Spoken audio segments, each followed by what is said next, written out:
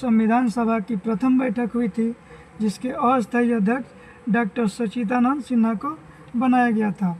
और 11 दिसंबर 1946 को डॉक्टर राजेंद्र प्रसाद को अस्थायी अध्यक्ष चुना गया था। और कार्यकारिणी परिषद के लिए 13 दिसंबर 1946 ईस्वी को जवाहरलाल नेहरू को चुना गया था। इसे उद्देश्य प्रस्ताव के नाम से भी जाना जाता है। आते हैं अगले क्वेश्चन पे। संविधान सभा को लागू किस दिन किया गया था? तो संविधान सभा को लागू किया गया था 26 जनवरी 1950 ईस्वी को। संविधान सभा को लागू किया गया था 26 जनवरी 1950 ईस्वी को। और संविधान सभा को अंगीकृत किया गया था 26 नवंबर 1949 ईस्वी को। आते हैं अगले क्वेश्चन पे। दिया गया है आप लोगों का क्वेश्चन 26 नवंबर 1949 ईस्वी को भारतीय संविधान किसके द्वारा अधिनियमित किया गया था?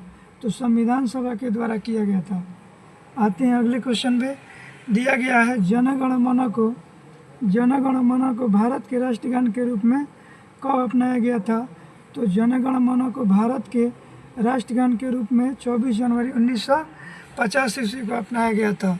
और जनगण मन भारत का राष्ट्रगान है और इसके गाने का समय होता है 52 सेकेंड और न्यूनतम अवधि 20 सेकेंड का होता है। आते हैं अगले क्वेश्चन पे। भारत सरकार द्वारा अशोक स्तंभ को राष्ट्रीय चिन्ह के रूप में कब अंगीकृत किया गया था?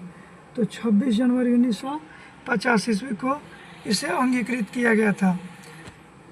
संविधान सभा की सलाहकार समिति के अध्यक्ष सरदार वल्लभ भाई पटेल थे। संविधान सभा की सलाहकार समिति के अध्यक्ष सरदार वल्लभ भाई पटेल थे। आते हैं अगले क्वेश्चन पे।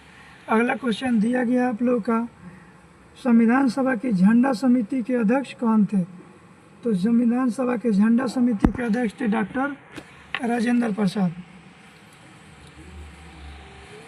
आते हैं दोस्त अगले क्वेश्चन पे। अगला क्वेश्चन दिया गया है आप लोगों का, संविधान सभा में डॉक्टर भीमराव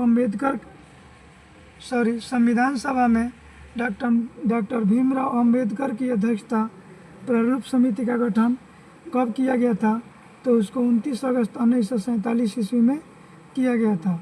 29 अगस्त 1947 ईस्वी में प्रारूप समिति का गठन किया गया था। आते हैं दोस्त अगले क्वेश्चन पे।